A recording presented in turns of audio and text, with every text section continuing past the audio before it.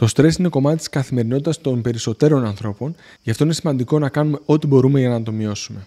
Εκτός από όλα τα άλλα που μπορούμε να μειώσουμε και τα επίπεδα του στρες επιλέγοντας τροφές που το περιορίζουν. Σήμερα θα δούμε αυτές τις τροφές. Βλήτα. Τα βλήτα και γενικά όλα τα χόρτα είναι πλούσια σε μαγνήσιο, που είναι πολύ γνωστό ότι μειώνει σημαντικά το στρες. Θυμίζω ότι το μαγνήσιο βρίσκεται στη χλωροφύλλη, άρα όπου υπάρχει πράσινο χρώμα και ειδικά σε φυλλώδη λαχανικά δηλαδή που είναι σε μορφή φύλλου, το μαγνήσιο υπάρχει σε αυθονία. Θυμίζω ότι όταν βράζετε το μαγνήσιο, το 1/3 του μαγνησίου χάνεται μέσα στο νερό του βρασμού. Άρα είναι πολύ έξυπνη ιδέα να μην πετάτε αυτό το νερό, αλλά να το χρησιμοποιείτε σε σούπες ή να το πιείτε ως αφέψιμα. Με λίγο λεμονάκι και σκόρδο έχει καταπληκτική γεύση. Γλυκοπατάτες. Οι γλυκοπατάτες είναι επίσης πλούσιες σε θρεπτικές ουσίες, οι οποίες γνωρίζουμε ότι μειώνουν τα επίπεδα του στρες, όπως το κάλιο, η βιταμίνη C και οι σύνθετοι υδατάνθρακες. Συνιστώ να αντικαταστήσετε τις κανονικές πατάτες με γλυκοπατάτες σε όσες περισσότερες συνταγές μπορείτε, γιατί είναι πολύ πιο νόστιμες και πολύ πιο θρεπτικές. Κίμτσι. Είμαι σίγουρος ότι για τους περισσότερους από εσάς το κίμτσι είναι άγνωστο, αλλά θέλω να το ανακαλύψετε. Το κίμτσι είναι μια φυτική τροφή που παράγεται από ζύμωση του κινέζικου λάχανου, που είναι πολύ πλούσια σε προβιωτικά. Από τις μελέτες έχει φανεί ότι οι τροφές που είναι πλούσιες σε προβιωτικά μειώνουν το στρες, αλλά βελτιώνουν και τη διάθεση. Το κίμτσι έχει πολύ καυτερή γεύση, γι' αυτό αν δεν σας αρέσουν τα καυτερά, μην το δοκιμάσετε. Αν όμως σας αρέσουν τα καυτερά, πρέπει οπωσδήποτε να το δοκιμάσετε. Αγκινάρες. Αν καταναλώνετε προβιωτικά, αλλά δεν φροντίζετε να καταναλώνετε συστηματικά και την τροφή τους, τότε σύντομα δεν θα έχουν τροφή για να επιβιώσουν μέσα στο εντερό σας και θα χαθούν.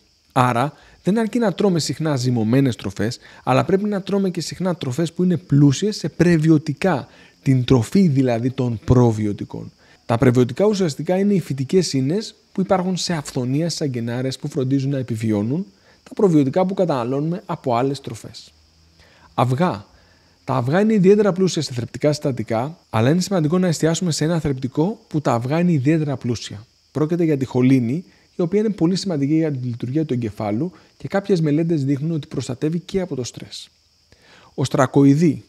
Τα οστρακοειδή είναι πολύ πλούσια σε πρωτεΐνες, βιταμίνες και άλλα θρεπτικά συστατικά, αλλά είναι επίσης πολύ πλούσια σε ένα ιδιαίτερο θρεπτικό συστατικό, ένα αμινοξύ που ονομάζεται ταυρίνη. Η ταυρίνη έχει αποδειχθεί ότι έχει πολύ σημαντική επίδραση στη μείωση του στρες και της κατάθλιψης. Ψάρια πλούσια σε ω3. Όλοι έχετε ακούσει ότι τα ω3 είναι εξαιρετικά σημαντικά για την υγεία της καρδιάς και των αγκίων και μερικοί από εσάς πιθανόν έχετε ακούσει ότι είναι επίσης σημαντικά για την υγεία του εγκεφάλου. Τα ω3 φαίνεται να έχουν εξαιρετική επίδραση ενάντια στο στρες και γι' αυτό είναι σημαντικό να φροντίσετε η διατροφή σας να είναι πλούσια σε ψάρια που περιέχουν ω3, όπως οι σαρδέλες, ο γάβρος, το σκουμπρί, τα σαφρίδια, ο κολλιός και η πέστροφα. Μαϊντανός. Το μακροχρόνιο στρες οδηγεί σε αύξηση των ελευθέρων ριζών μέσα στο σώμα, γι' αυτό είναι πολύ σημαντικό να εξασφαλίσουμε επάρκεια σε αντιοξυδωτικές ουσίες μέσα από τις τροφές.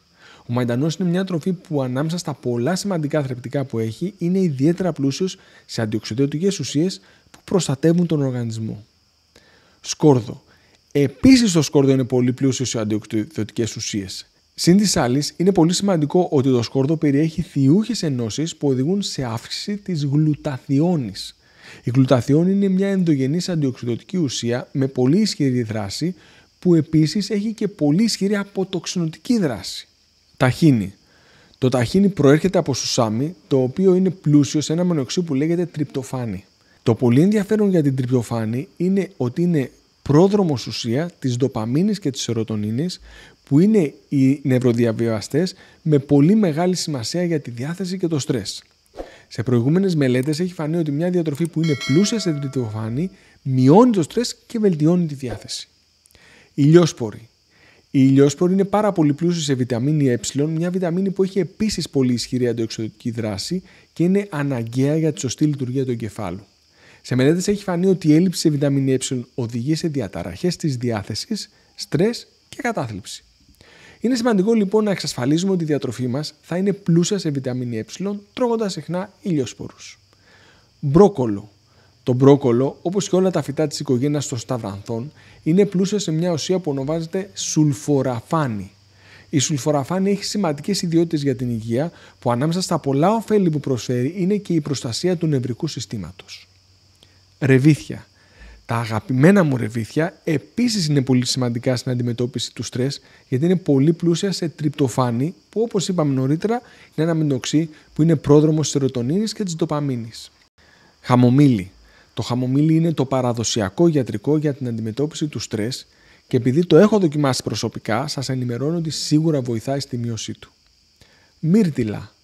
Τα μύρτιλα είναι πολύ διάσημα γιατί περιέχουν μεγάλες ποσότητες από αντιοξυδωτικές ουσίες όπως οι ανθοκιανίνες που ανήκουν στα φλαβονοειδή, που είναι οι ουσίες οι οποίες έχουν σημαντική προστατευτική δράση ενάντια στο στρες, ενώ βελτιώνουν και τη διάθεση. Αφού μάθατε τώρα τις τροφές που νικούν το στρες, είναι σημαντικό να μάθετε και για τις τροφές που νικούν τη φλεγμονή. Αν σας ενδιαφέρει, πρέπει οπωσδήποτε να δείτε το βίντεο που εμφανίζεται αυτή τη στιγμή στα δεξιά μου. Θυμίζω ότι πατώντας το κουμπί μου αρέσει και κοινοποιώντας το βίντεο σε άτομα που θα το βρουν ενδιαφέρον, με βοηθάτε πολύ. Σας ευχαριστώ.